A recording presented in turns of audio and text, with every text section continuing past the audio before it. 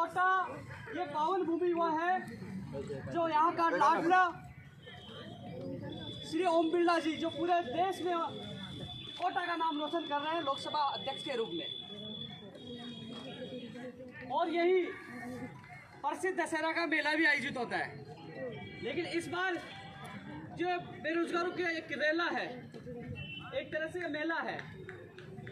दोस्तों, तमाम जिलों में जाकर युवा बेरोजगार संवाद के माध्यम से सरकार तक आवाज पहुंचाना, विभिन्न लंबित भर्तियों को लेकर, नई भर्तियां निकलवाने को लेकर सिस्टम में सुधार हो और गड़बड़ी करने वाले सलाखों के पीछे हो और अधिकारियों की जिम्मेदारी तय की जाए।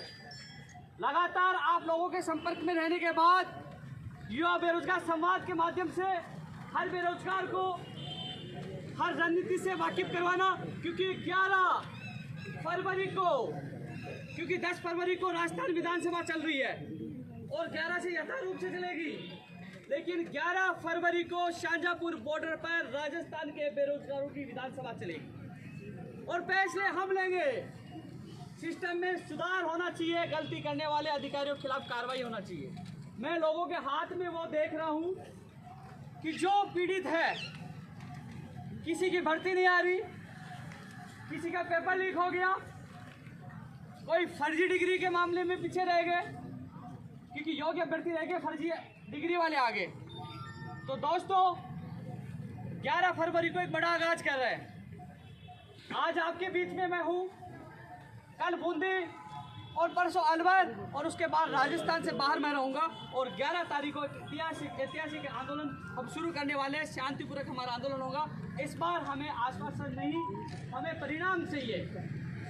और इसमें तमाम वो लोग हैं, अधिकतर लोगों की संख्या मुझे टेक्निकल हेल्पर के भी दिख रहे हैं। और भी मांगे हैं, मुझे मुँह जबानी याद है। जुगल जी जो भर्तियों का नाम ले रहे थे, वो एक भर्ती के नाम लेने के बाद दूसरी भर्ती का नाम दोबारा ले रहे थे, तीसरी का ले रहे थे, क्योंकि एक भर्ती का नाम लेने के बाद दूसरा हाथ खड़ा कर रहा था, उनको लग रहा था तीसरा कर रहा था। तो वो जुगल जी को आज एहसास, जुगल जी आपको भी पता लगा होगा कि अलग अलग भर्ती के लोग आए हैं। तमाम भर्तियों के बेरोजगारों की मांगे सुनना, उनकी पीड़ा सुनना, सरकार तक पहुँचाना, लाठियों का सामना करना, अनशन करना और संघर्ष करना 9 साल में किया है। कई बार जेल भी जाना पड़ा है, अनशन भी करना पड़ा, लेकिन पीछे नहीं हटे। हाल ही में 2 बड़े उदाहरण देना चाहूंगा कि संघर्ष का परिणाम मिलता है। 22 जनवरी को हमने आरपीएससी के बाहर प्रदर्शन किया। हमने मांग की एसआई की विज्ञप्ति जारी की जाए। एसआई की विज्ञप्ति जारी हुई कि नहीं, ये बताइए आप लोग। हमने मांग की संस्कृत विभाग का जो फोरम है वो संस्कृत निदेशालय को पूछाया जाए, जिससे उनकी ज्वाइनिंग हो, उसके वो फोरम उनकी सूची जारी हुई कि नहीं, बताओ। इसके अलावा जो नव चयनित स्कूल व्याख्या था, 5000 लोगों के काउंसिल के अंदर नियुक्ति प्रक्रिया के आदेश होने चाहिए। हमने बीकानेर 28 तारीख को प्रदर्शन किया, उनके आदेश हुए कि नहीं हुए। और जो 49 दिन से जो धरना दे रहे थे, पीटीआई वाले जो मोनूर के साथी यहाँ मौजूद है, 49 दिन से धरना दे रहे थे, वो आप पूछ कर इनका धरना समाप्त कर, उनकी जो वेटिंग की जो सूची है अधीनस्थ बोर्ड को पूछाई। और इनका धरना 49 दिन से चल रहा था, इनको भी न्याय मिला। 2018 सेकंड ग्रेड की एक और सूची अभी फरवरी में जारी हो जाएगी। रीट की विज्ञप्ति जारी हुई। तमाम धीरे धीरे हमारे काम हो रहे हैं, चाहे ऊर्जा विभाग की भर्तियों में सामान्य ज्ञान जोड़ने का मामला हो, बेरोजगारों को मुकदमे वापस लेने का हो, गुड एकेडमिक नियम हटाने का हो, रीट की 31,000 पदों पे हो, कंप्यूटर शिक्षक भर्ती के लिए प्रोसेस चला, जल्दी खुशखबरी मिले। और तमाम मांगों को लेकर हम संघर्ष कर रहे हैं। ये आपको इसलिए बता रहे कि जो हमने प्रयास किया वो संघर्ष आपके बदौलत, उपेंद्र यादव को बदौलत, आपके सहयोग से, आपके बदौलत हमारे संघर्ष की जीत हो रही है। और 11 तारीख को भी हमारी जीत होगी। उपेंद्र यादव जिंदाबाद, उपेंद्र यादव जिंदाबाद। एक चीज और बता दूं, मैं आप लोगों को विश्वास दिलाता हूं। मैं रास्ते में एक चीज सोच रहा था कि मैं जयपुर से निकला हूं, 11 तारीख को एक ऐतिहासिक आंदोलन है। चाहे मैं घर पूछूं या ना पूछूं, लेकिन इस बार ऐतिहासिक आंदोलन होगा और इस बार आंदोलन परिणाम देने वाला होगा, क्योंकि हमें सिस्टम में सुधार चाहिए। बेरोजगार रोज दर दर की ठोकरें खाते हैं, आज उनकी सुनने वाला कोई नहीं है, इसलिए हमें परिणाम चाहिए। अधीनस्थ बोर्ड को चेयरमैन को बर्खास्त करने की हमने मांग की, बर्खास्त किया गया। नए चेयरमैन आए, हाथों गए, लोगों ने धन्यवाद दिया, मैंने भी धन्यवाद दिया, खुशियां मनाई। कितने दिन हो गए भाई? शनिवार को आए थे ना रात को। बिल्कुल। आज कितने दिन हो गए? 4-5 दिन हो गए। 4-5 दिन हो गए ना। तो भाई अब स्वागत भी हो गया, अब एक्शन लेने का समय आ गया है। एक्शन लीजिए। बताइए पटवारी की एग्जाम कब होगी? बताइए JNT भर्ती रद्द हुई है, उसकी वो एग्जाम कब होगी? स्टेनोग्राफर की एग्जाम होगी कि नहीं होगी? लोग कंफ्यूज है। 21 मार्च को बताइए। कृषि प्रेक्षक की विज्ञप्ति कब जारी होगी? BLB की फायरमैन हो, सेफ्टी ऑफिसर हो, JI हो और ग्राम सेवक की विज्ञप्ति कब होगी? TRA की विज्ञप्ति कब होगी? राजस्थान का बेरोजगार जाना चाहता, आप चेयरमैन बने तो उसमें परिणाम निकालिए, कैलेंडर जारी करिए और बेरोजगारों को बताइए आपकी एग्जाम अब होगी, आपका परिणाम अब आएगा, आपको ज्वाइनिंग मिलेगी। कम से कम बेरोजगारों के सामने स्थिति स्पष्ट होनी चाहिए कि नहीं होनी चाहिए? पटवारी की एग्जाम या तो एक ही दिन में हो या लगातार 2-3 दिन में हो। ऐसा नहीं 10-10, 15-15 दिन का गैप दो, फिर नॉर्मलाइजेशन की लड़ाई हो। ऐसा भी नहीं होना चाहिए। होना चाहिए कि नहीं होना चाहिए? राजस्थान पुलिस की एग्जाम जिंदाबाद जिंदाबाद जिंदाबाद, बेरोजगार एकता जिंदाबाद जिंदाबाद जिंदाबाद, यादव जिंदाबाद जिंदाबाद जिंदाबाद। जब राजस्थान पुलिस की इतनी भर्ती एक दिन में हो सकती है तो पटवारी क्यों नहीं हो सकती? बिल्कुल सही हो सकती है। दो चीजों को लेकर जो लाइब्रेरियन का मामला है और JEE डिप्लो का मामला है। लाइब्रेरी वाले दोस्तों आप लोगों को समझना होगा, क्योंकि मैं साफ सुथरी बात करने वाला इंसान हूँ। मैं चाहता हूँ मेरे बेरोजगार को न्याय मिले, किसी के बाप से नहीं डरता, सीना ठोक के लड़ाई लड़ता हूँ। बात ऐसी है, भाई कह रहा है कि भर्ती रद्द करो, उधर से दूसरा भी थोड़ी देर पहले कहा कि भर्ती का परिणाम आए, लेकिन स्पष्ट जो मेरी नीति है, मामले की जांच SOG में चल रही है। SOG फाइनल हरी झंडी देगी कि यदि उनके पास सबूत पूछ रहे हैं तो SOG रद्द करेगी। गड़बड़ हुई तो रद्द करना चाहिए, मैं भी कह रहा हूँ। और यदि गड़बड़ नहीं, उनके पास सबूत नहीं, रद्द नहीं होती ना, तो जो इंतजार कर उसको न्याय मिलना चाहिए। हमें आपस में नहीं लड़ना चाहिए, हमें SOG पे भरोसा करना चाहिए। इसके अलावा हाँ, ये है आपकी मांग कि भैया SOG रिपोर्ट जल्द से जल्द दे। ऐसा नहीं कि लोग इंतजार में पागल हो जाए और साल में चले जाए, कम से कम उनको पता तो चले क्या हो रहा है, तो उनकी रिपोर्ट जल्द से जल्द आए। लेकिन मैं बात कर रहा हूँ, हाँ मैं सुन रहा हूँ टेक्निकल हेल्पर की भी सुन रहा हूँ। टेक्निकल हेल्पर की विज्ञप्ति आएगी, चाहे उपेंद्र यादव की मौत हो जाए, लेकिन पीछे नहीं हटेगा।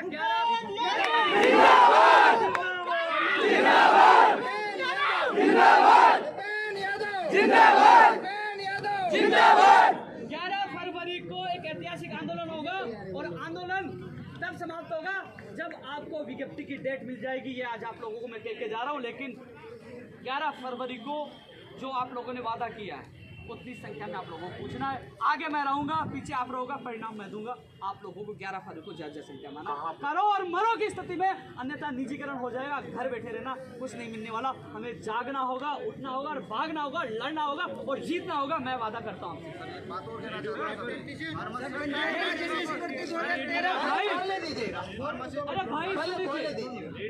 अरे भाई एक भर्ती पे आ रहा हूँ मैं, मेरे हाथ में कागज नहीं है ना, लेकिन मुझे हर भर्ती का पता क्यों? हर जिले में मैं जा रहा हूँ, हर जिले में जा रहा हूँ।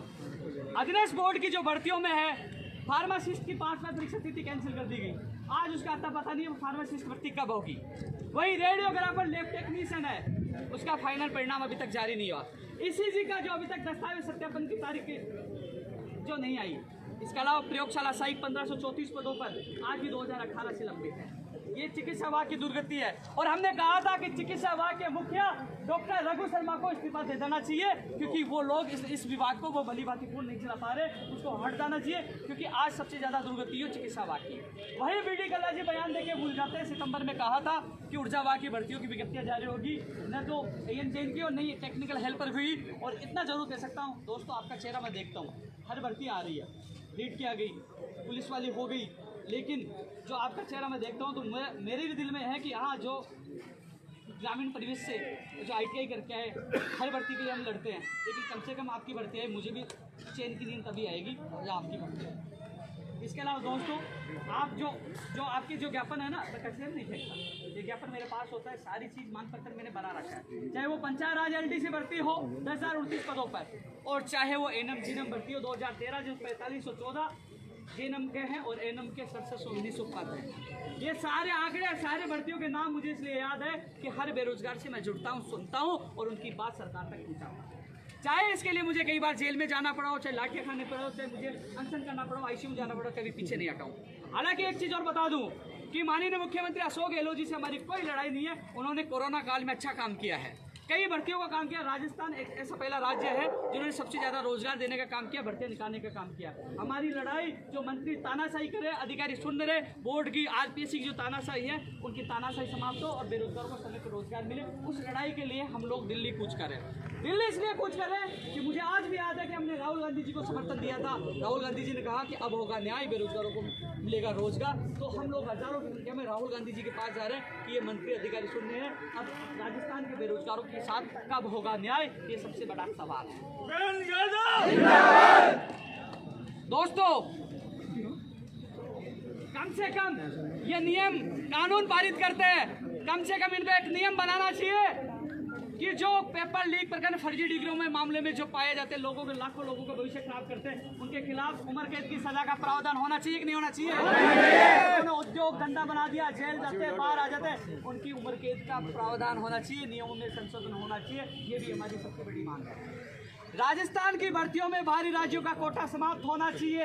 अभी हाल ही में उत्तर प्रदेश ने भी एक भर्ती निकाली, उसमें कह दिया कि स्थानीय निवासी होना चाहिए। 20 से 21 राज्यों में पहले भी मना कर दिए। तो राजस्थान में क्या बाबा जी का भंडारा है और कोई छीन लेगा? यह भी खत्म होना चाहिए, नहीं होना चाहिए?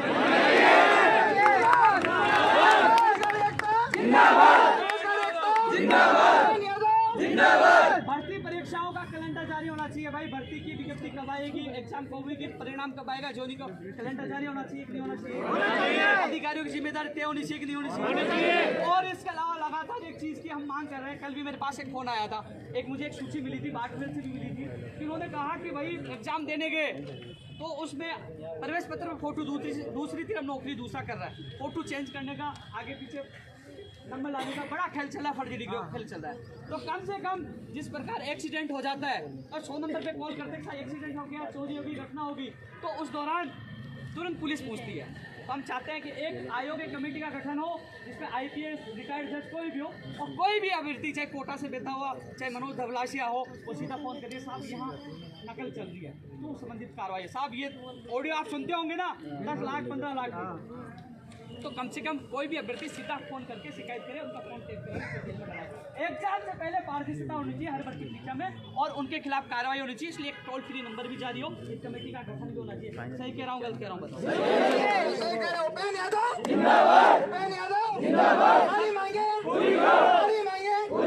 लड़ाई, सेंटर बिक जाते हैं, फर्जी डिग्री आ जाती है, पेपर लीक हो जाते हैं, बाहरी राज्यों वाले आ जाते हैं। अरे ये तो बिना बजट के काम है, ये होने चाहिए कि नहीं होने चाहिए? ये हमारी भर्ती आई उससे पहले होना चाहिए। टेक्निकल विभाग और जब बाकी भर्तियों में सबसे ज़्यादा बाहर वाले अलग थे, इन भर्तियों में ज़्यादा लगते हैं। दोस्तों, जो आप लोगों के ज्ञापन थे, ज्ञापन मैंने इनको वापस इसलिए लौटाए कि मैं ज्ञापन मैं खुद आपसे तो मिलूँ और जानूँ, और जो मुझे बताया मैं आप लोगों को व्यक्तिगत भी बताऊँ क्या स्थिति है। और दूसरी बात यही है कि जो 11 फरवरी है, ये एक बड़ी रणनीति के साथ समय स्थान तय किया गया है, क्योंकि 11 तारीख से विधानसभा भी चलेगी, 4 विधानसभा उपचुनाव भी है। इन उपचुनावों में भी युवाओं का सबसे बड़ी जो ताकत है युवाओं की है। इसमें जो सरकार हमारी मांगे नहीं मानती है तो कहीं उल्टे परिणाम उनको भुगतना पड़ सकता है। इसलिए जो हमने समय चुना, बहुत अच्छा समय चुना है।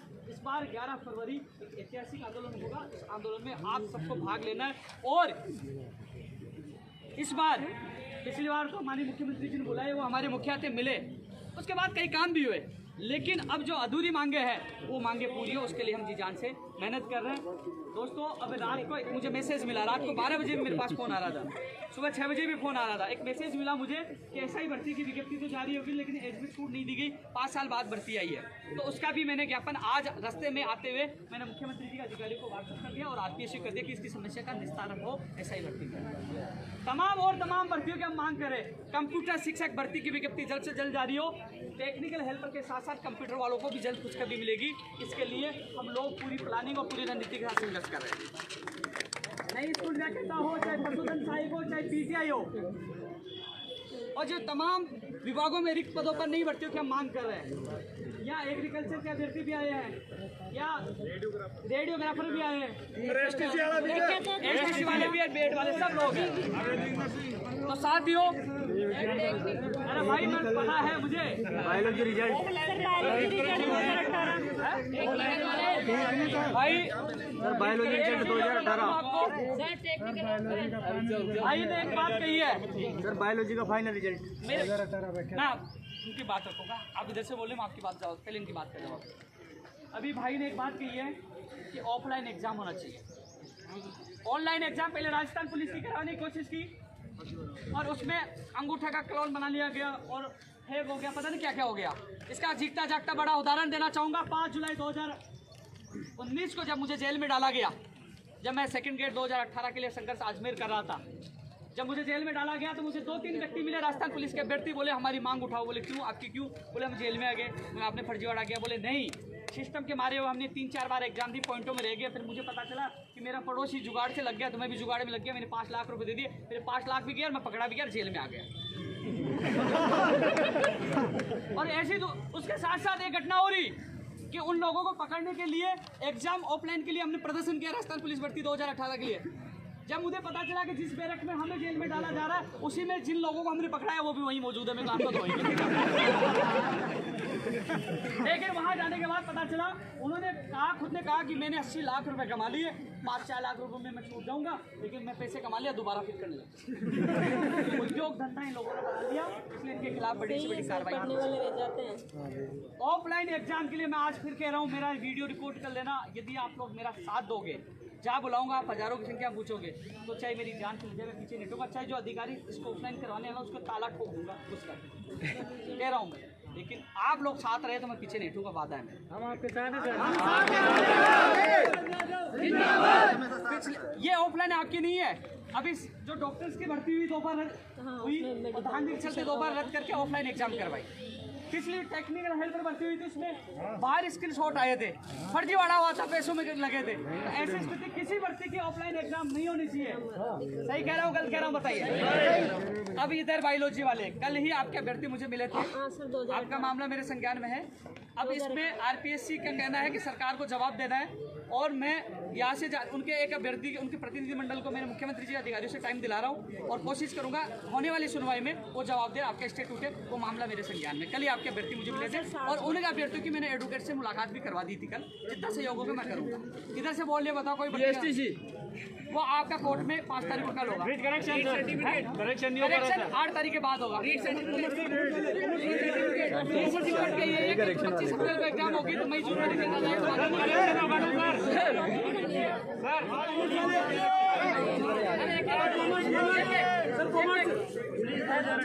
करेक्शन होगा नहीं होगा? करेक्शन होगा।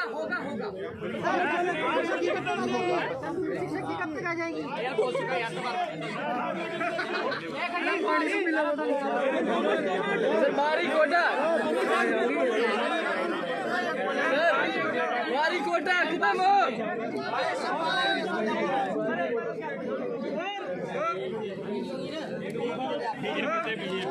भर्ती 2013 का ज्ञापन मुझे प्राप्त हुआ है। अरे मेरा भाई सुन रहा हूँ तो जो खरीदे हैं 7 साल से इंतजार कर रहे हैं, 5 साल से जो इंतजार कर रहे हैं। 11 फरवरी को ये लोग पूछ रहे हैं, 11 फरवरी को भविष्य तय होगा, 11 फरवरी को इस आंदोलन का आगाज होगा और ये महीने इनका एक बड़ा रोल होगा। तो 11 फरवरी के लिए सब लोग तैयार हैं। ये 11 फरवरी रेडियोग्राफी वाला मामला में कॉमर्स वाला